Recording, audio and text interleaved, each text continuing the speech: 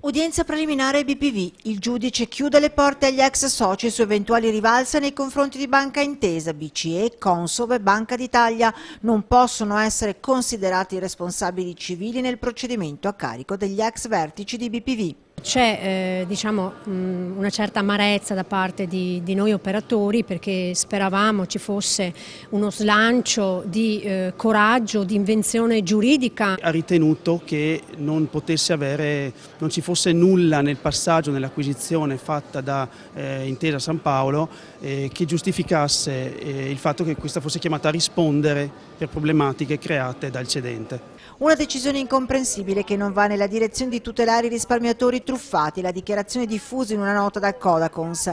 Il giudice di Vicenza ha preferito attenersi strettamente ai dettami della norma, a differenza di quanto ha fatto quello romano nel processo gemello a Veneto Banca, con il rischio di creare risparmiatori di serie A e B.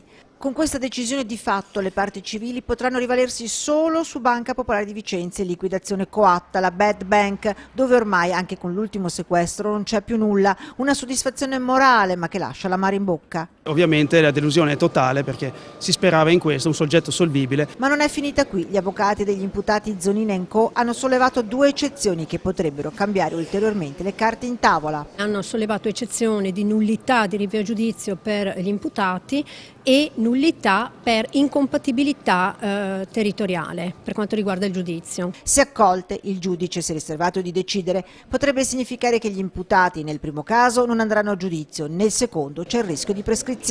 Chiederemo domani ai liquidatori di Banca Popolare di Vicenza Veneto Banca la procedura, perché noi faremo una richiesta di cessione di massa di tutti i soci delle loro azioni in un unico conto.